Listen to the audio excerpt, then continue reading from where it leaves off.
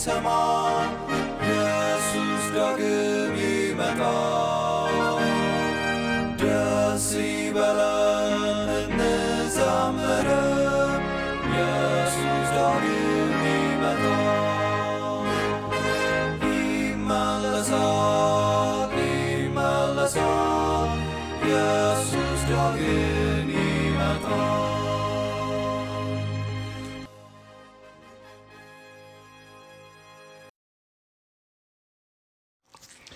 የተወደዳችሁ ወንድሞቼና እህቶቼ እንደምትኖሩበት አካባቢ እንዴት ዋላችሁ፣ እንዴት አደራችሁ፣ እንዴት አመሻችሁ ለማለት ወዳለሁኝ። በየነ ነኝ ከኤድምንተን ካናዳ። የአስቴርን መጽሐፍ እያጠናን ነው። ዛሬ አራተኛው ላይ ነው ያለነው፣ ክፍል 4። የዛሬ ርዕሳችን ጀግናዋ ሴት በቤተ መንግስት ይላል። ጀግናዋ ሴት በቤተ መንግስት የሚለውን አራተኛውን ክፍል እናያለን ዛሬ። የመግቢያ ጥቅስ የወሰድኩት ከምሳሌ 31 ከቁጥር 10 እስከ 12 ካለው ነው። ምሳሌ 31 ከ10 እስከ 12 ያለውን አንብቤ ጸሎት አድርግና ወደ ታሪኩ እንገባለን። ጠባዬ መልካምን ሚስት ማን ያገኛታል? ከቀይ ዕንቁ እጅግ ትበልጣለች። ባሏ ሙሉ በሙሉ ይተማመንባታል፣ የሚጎልባትም ነገር የለም። በሕይወት ዘመኗ ሁሉ መልካም ታደርጋለች እንጂ አትጎዳውም። እንጸልያለን። በሰማይ ያለህ ቅዱስ እግዚአብሔር አባታችንና አምላካችን እናመሰግንሃለን። አባት ሆይ እንደገና ደግሞ ቃልህን ልታስተምረን ለልባችን ልትናገር ስለተዘጋጀ ቃልህ ስመጣልን አባት ሆይ እንዳንተ ቃል ከሰማይ የመጣ ቃል እንደሆነ አድርገን እንድንቀበል፣ በተከፈተ ልብ እንድንቀበል፣ ሰምተን ደግሞ እንድንኖር እንድናድግ እርዳን። የተጻፈው ሁሉ የተጻፈው ለትምህርታችን ነው። ስለዚህ ትምህርት እንድንቀስም ፍሬ እንድናፈራ እርዳን አባት ሆይ። ይህን ጊዜ ለመንፈስ ቅዱስ አሳልፈ ሰጠሁ በልጅ በኢየሱስ ስም አሜን። መጽሐፍ ቅዱስ በታላላቅ ሴቶች ታሪክ የተሞላ መጽሐፍ ነው። ታሪክም እንዲሁ አብርሃም ሊንከን የአሜሪካ ፕሬዚደንት እግዚአብሔርን የምትፈራ እናት ያለችው ሰው ሆኖ ድሃ የለም ብሏል። እግዚአብሔር የምትፈራ እናት ያለችው ሰው ሆኖ ድሃ የለም በማለት ተናግሯል። ይህ ታላቅ ሰው ለስኬቱ ምክንያት የሆነችው እናቱ እንደሆነች ይናገራል። ብዙ የጦር መሪዎች፣ ጀግኖች፣ የሀገር መሪዎች፣ የወንጌል ሰባኪዎች፣ አትሌቶች፣ የመገናኛ ብዙሃን መሪዎች፣ አርቲስቶች እናቶቻቸው ወይም ሚስቶቻቸው ለስኬታቸው ምክንያት እንደሆኑ ይናገራሉ። በመጽሐፍ ቅዱስም የብዙ ጀግና ሴቶች ስም ተጠቅሶ እናገኛለን። ጥቂቶቹን ለመጥቀስ ያህል የሰው ልጆች የመጀመሪያዋ እናት የሆነችው ሔዋን፣ የአብርሃም ሚስት የይስሐቅ እናት ሳራ፣ የሙሴ እናት ዮካቤድ፣ ታላቅ የጸሎት ሰው የሳሙኤል እናት ሐና፣ የናባል ሚስት አቢጌል፣ ድቦራ፣ ሩት፣ ኤልሳቤጥ፣ ማርያም፣ የጢሞቴዎስ እናት ወንቄ፣ እንዲሁም አያቱ ሎይድ፣ ብጽቅላ፣ ሊዲያ፣ ፌቨን፣ ልሱ ይቀጥላል። ከዘፍጥረት እስከ ዮሐንስ ራእይ መጽሐፍ ቅዱሳችን በጀግና ሴቶች ታሪክ የተሞላ ነው።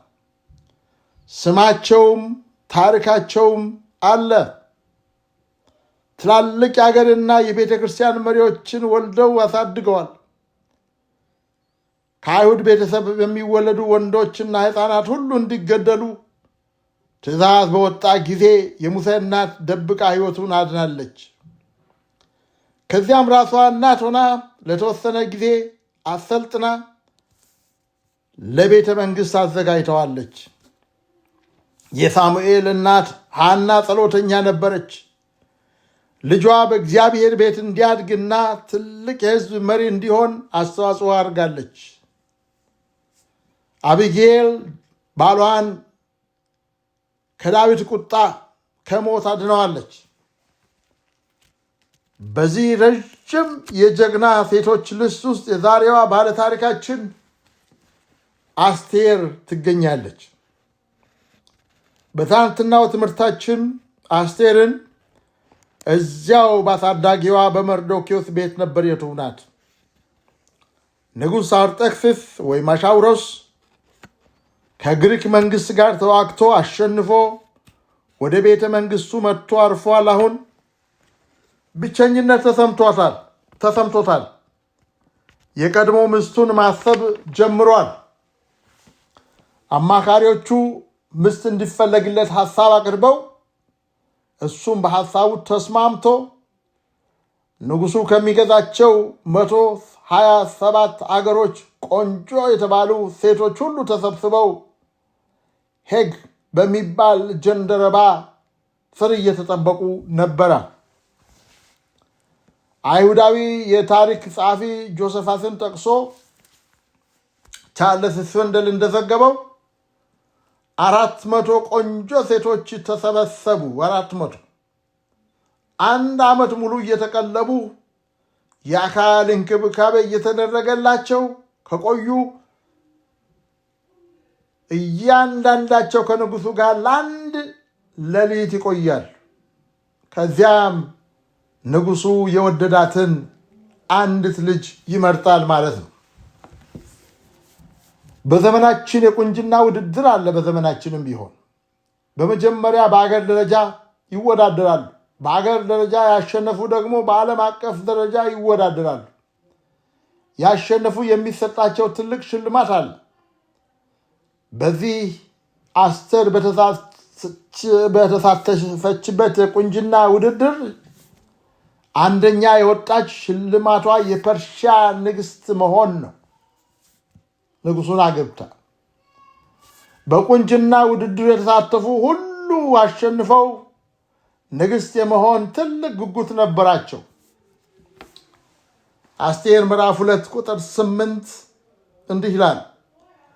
የንጉሡ ትእዛዝና አዋጅ በተሰማ ጊዜ ብዙ ቆነጃጅት ወደ ሱሳ ግንብ ወደ ሄግ እጅ በተሰበሰቡ ጊዜ አስቴር ወደ ንጉሡ ቤት ወደ ሴቶችም ጠባቂው ወደ ሄግ ተወሰደች ይላል።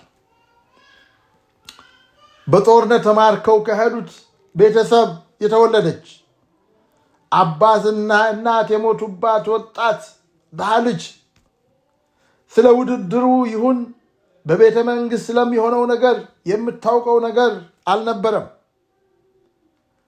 ወደ ሄግ ተወስዳ ተወሰደች የሚለውን ሐረግ እስኪ ተመልከቱ። አስቴር ወደ ውድድሩ የገባችው ራሷ ወዳ እንዳልነበረ ያሳያል። ተወሰደች። ብዙ አይሁዶች የሚያምኑት አስቴር ወደ ውድድሩ የገባችው ተገዳ እንደነበረ ነው።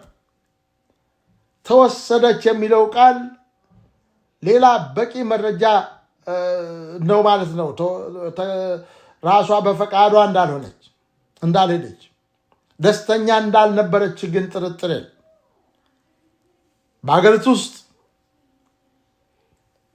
ያላትን ብቸኛ ቤተሰቧን ትታ ዓመት ሙሉ በቤተ መንግሥት መዘጋት፣ ከዚያም እግዚአብሔርን ከማያመልክ አረመኔ ጣዖት አምላኪ ጋር ሌሊት ማሳለፍ፣ ከዚያም አይሁዳዊት ከአሕዛብ ጋር መጋባት የሚያስደስታት ነገር አልነበረም። በቁንጅናቸው ምክንያት ተመርጠው ወደ ቤተ መንግሥት የመጡ ሴቶች ዓመቱን ሙሉ የሚያሳልፉት መልካም ስነ ምግባር እንዲገነቡ የሚረዳቸውን ትምህርት እየተሰጣቸው አይደለም። ትምህርቱ፣ ወሬው፣ ጫወታው በሙሉ ስለ አካላዊ ውበት ብቻ ነበረ። በእነዚህ ስለ አካላዊ ውበት ብቻ በሚጨነቁ ሴቶች መካከል አስቴር ውጫዊም ውስጣዊም ውበት ነበራት። አስቴር 2:9 ቆንጆይቱም ደስ አሰኘችው፣ በእሱም ዘንድ ሞገስ አገኘች። ቅባቷንም ድርሻዋንም ከንጉሡ ቤት ልታገኝ የሚገባትን 7 ደንገጥሮች ፈጽኖ ሰጣት። እሷንና ደንገጥሮቿንም በሴቶች ቤት በተመረጠ ስፍራ አኖረ ይላል። አስቴር አሁን የገባችበት ቦታ የቅንጦት ቦታ ነው።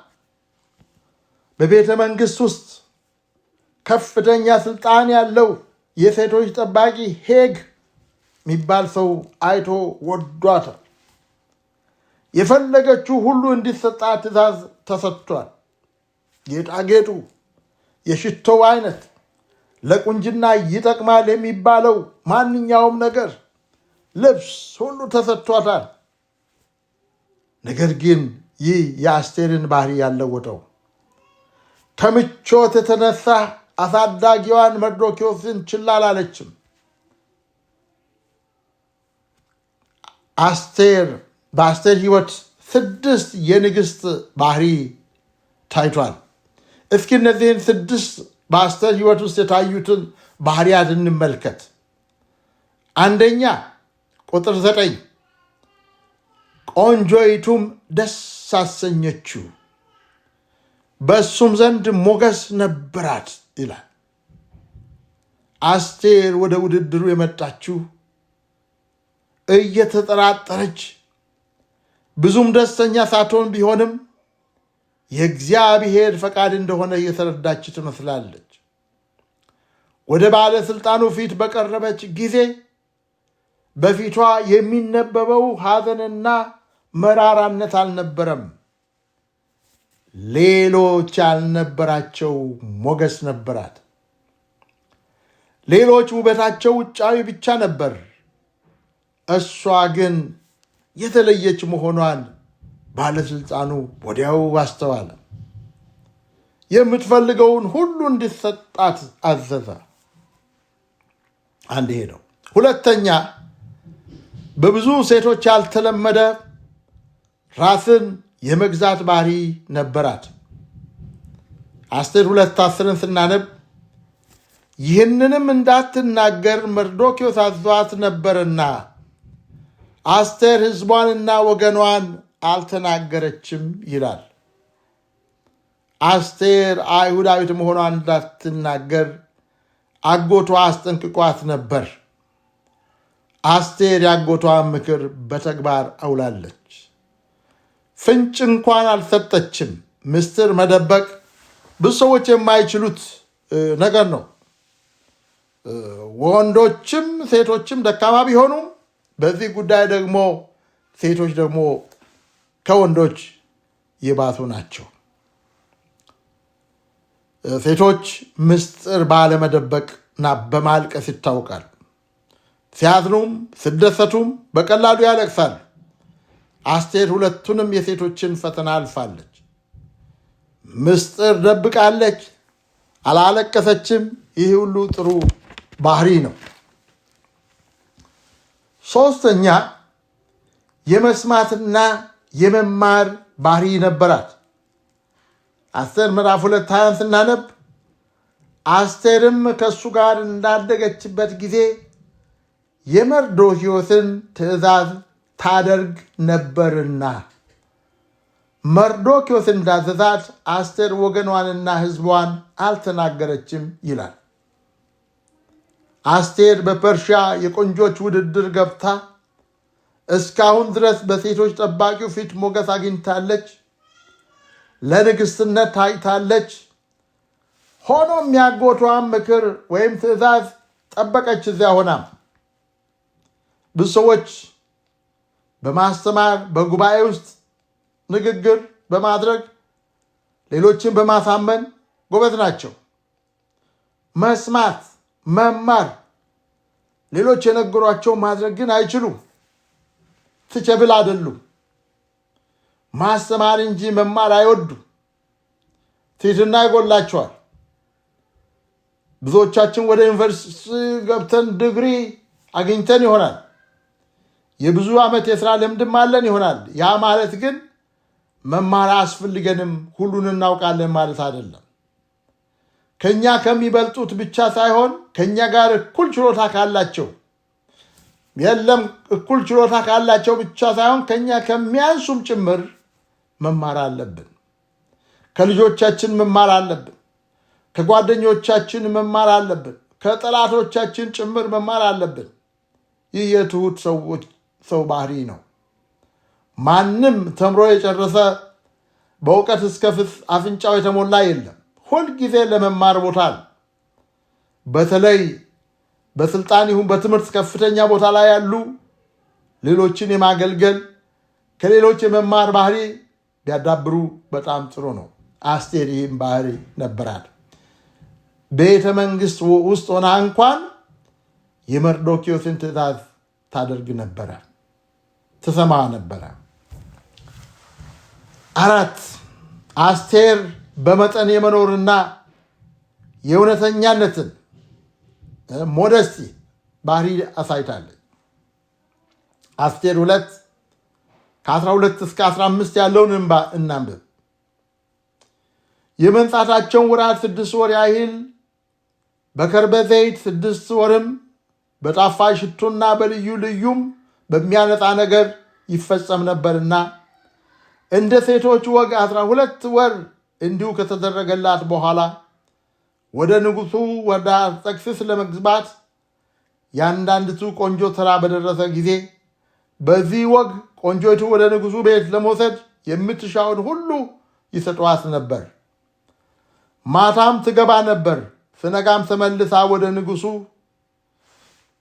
ተመልሳ ወደ ሁለተኛው ሴቶች ቤት ቁባቶችን ወደሚጠብቅ ወደ ንጉሡ ጀንደረባ ወደ ጋይም ትመጣ ነበር። ንጉሡ ያልፈለጋት እንደሆነ በስሟ ያልተጠራች እንደሆነ ከዚያ ወዲያ ወደ ንጉሡ አትገባም ነበር። ወደ ንጉሡም ትገባ ዘንድ የመርዶክዮስ ያጎት የኢቢካኤልን ልጅ የአስቴር ተራ በደረሰ ጊዜ የሴቶች ጠባቂው የንጉሡ ጀንደረባ ሄግ ከሚባለው በቀር ምንም አልፈለገችም ነበረ። አስቴርም በሚያዩት ሁሉ ዓይን ሞገስ አግኝታ ነበርና አስቴርም በሚያዩት ሁሉ ዓይን ሞገስ አግኝታ ነበርና ይላል። አስቡ፣ ስራ የለም፣ ኃላፊነት የለም፣ ምግብ ማብሰል የለም፣ ቤት ማጽዳት የለም፣ ልብስ ማጠብ፣ ልብስ መተኮስ የለም፣ በጀት ማውጣት የለም። ያለችበት ቦታ በጣም ይመቻል። ትኩረቱ በሙሉ እሷን የተሻለች ቆንጆ አድርጎ ለንጉሡ ማቅረብ ነው። የምትፈልጋቸው ጌጣጌጦች፣ ልብሶች፣ ሽቶች ሞልቷል። በሁሉም ሴቶች አእምሮ የሚመላለሰው ሐሳብ በውድድሩ ማሸነፍ ነው። ንጉሡን ማስደሰትና በፊቱ ሞገስ ማግኘት ነው። አስቴር በዚህን ጊዜ ከ20 ዓመት የማይበልጣት ወጣት ነበረች። ምቾቱና ያለችበት ሁኔታ የበለጠ ወጣት አስመስሏታል። የፈለገችውን የመውሰድ ዕድል ነበራት። ነገር ግን እሷ ካጎቷ ለተማረችው ትምህርት ታማኝ ነበረች። በቅርቡ የተደረገ ጥናት እንደሚያሳየው 15% የሚሆኑ ሴቶች የፀጉር ቀለም ይቀባሉ። 22% የሚሆኑ ሴቶች አርቲፊሻል የአይን ሽፋሽፍት ያደርጋሉ። 38% የሚሆኑ ሴቶች አልፎ አልፎ ዊግ ተጠቅመዋል። 80 ከመቶ የሚሆኑ ሴቶች የፊት ሜካፕ ተቀብተዋል። 93 ከመቶ የሚሆኑ ሴቶች የጥፍር ቀለም ይጠቀማሉ። 98 ከመቶ የሚሆኑ የአይን ሜካፕ ይጠቀማል። መጀመሪያውኑ ያላቸውን ቁንጅና ለመጠበቅ ክርስቲያን ሴቶችም አንዳንድ ኮስሜቲኮችን ይጠቀማሉ። አስቴርም ተጠቅማ ይሆናል። አስቴር ወደ ንጉሱ ስትቀርብ የነበራት ዓላማ በንጉሱ ፊት የሌላትን ቁንጅና ሰው ሰራሽ ውበት ጨምራ ንግሥት የመሆን እቅድ አልነበራትም። ወደዚያ የሄደችው የእግዚአብሔር እጅ እንዳለበት ስለምታውቅ ነው። ቆይቶ መርዶክዮስ ወደ ንጉሥ ቤተ መንግሥት የገባሽው ለምክንያት ነው ብሎዋታል። ከየት እንደመጣችና ለምን እንደመጣች ማን እንደሆነች የምታውቅ ወጣት ነበረች።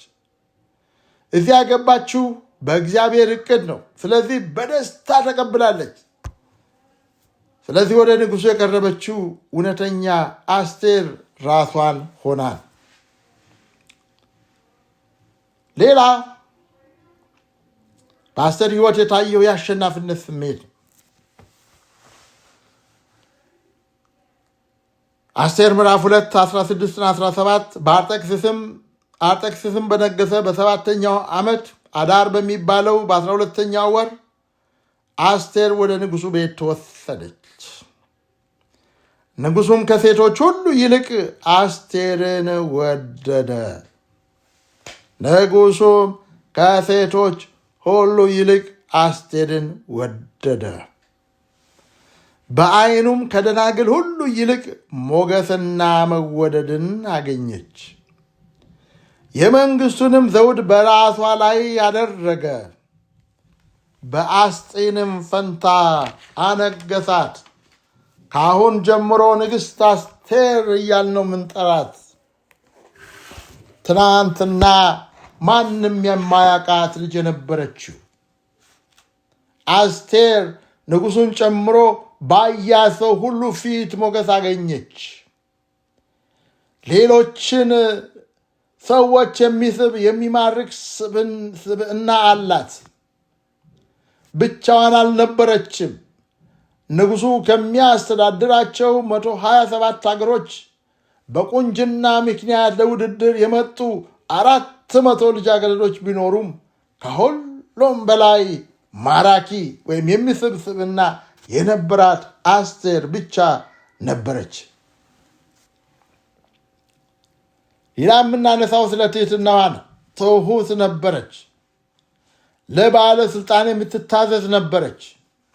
አስቴር 2 18ና 20 ንጉሡም ስለ አስቴር ለባለሟሎቹና ለአገልጋዮቹ ሁሉ 7 ቀን ያህል ትልቅ ግብዣ አደረገ። ለአገሮቹም ሁሉ ይቅርታ አደረገ። እንደ ንጉሡም ለጋስነት መጠን ስጦታ ሰጠ። አስቴርም ከእሱ ጋር እንዳደገችበት ጊዜ መርዶክዮስ እንዳዘዛት አስቴር ወገኗንና ሕዝቧን አልተናገረችም። እዚያ ሆና ንግሥት ሆናም ለመርዶክዮስ ትታዘዝ ነበረ። ብዙ ሰዎች ልጃገረዶች ካገቡ በኋላ ልጃገረዶች ብቻ ልጆች ጠቅላላ ካገቡ በኋላ የወላጅ ምክር የማያስፈልጋቸው ይመስላቸዋል።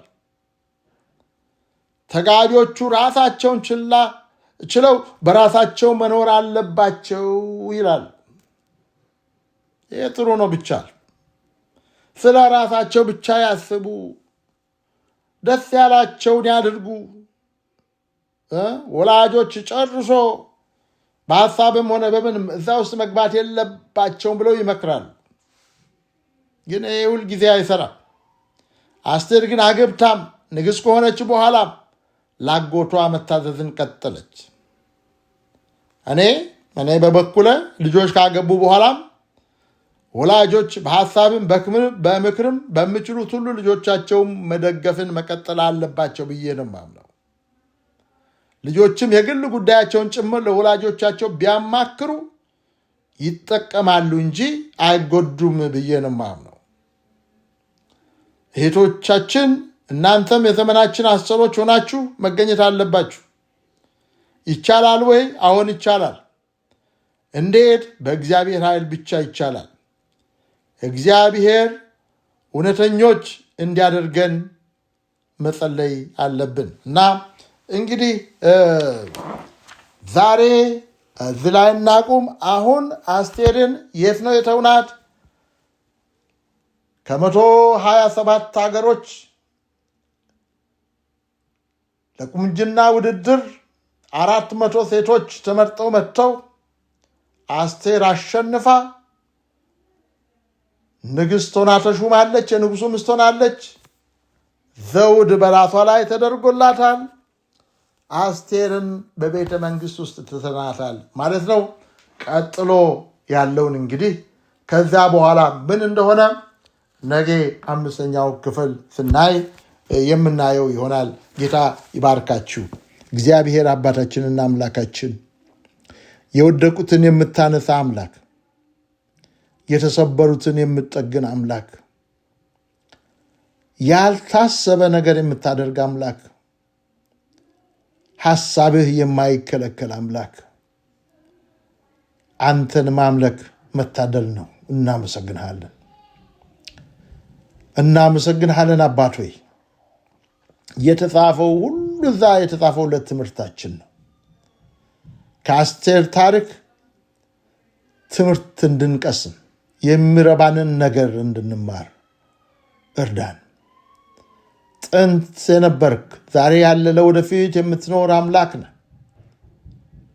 ያን ጊዜ የነበረው ያንተ ጥበብ፣ ያን ጊዜ የነበረው ያንተ ኃይል ዛሬም አለ። እኛም እንዳለፉት የመጽሐፍ ቅዱስ ጀግኖች በአንተ እንድንደገፍ፣ አንተን ተስፋ እንድናደርግ፣ እንድንተማመንብህ እርዳን። ይህንን የአስቴርን መጽሐፍ እስክንጨርስ ድረስ መንፈስ ቅዱስ እንዲመራን እንጸልያለን። ስለነበረን ጊዜ ተመስገን። በልጅ በኢየሱስ ስም አሜን።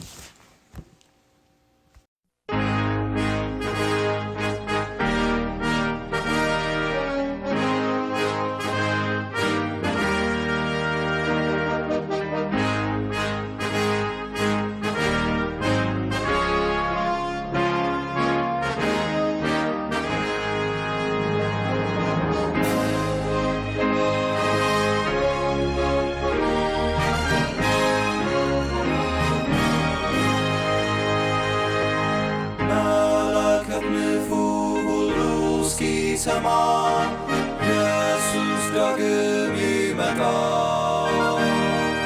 ደስ ይበለን እንዘምር፣ ኢየሱስ ዳግም ይመጣል። ይመለሳል ኢየሱስ ዳግም ይመጣል። ተራሮቹ ኢየሱስ ዳግም ይመጣል። ኢየሱስ ይመጣል በክብር ዙፋን። ኢየሱስ ዳግም ይመጣል። ይመለሳል ኢየሱስ ዳግም ይመጣል። ፍጥረቱ ሁሉ ይናገረናል፣ ኢየሱስ ዳግም ይመጣል። እስከ ባህር ዳር ሁሉ ያየዋል፣ ኢየሱስ ዳግም ይመጣል።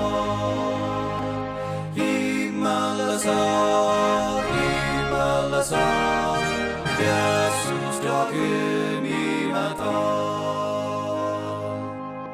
የምድር መናወጥ ለሰዎች ይላል፣ ኢየሱስ ዳግም ይመጣል።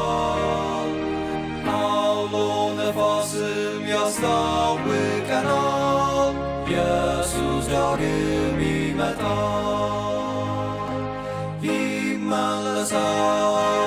ይመለሳል ኢየሱስ ዳግም ይመጣል። ሕዝብም ይቆጣል፣ በዚህ ይታወቃል፣ ዳግም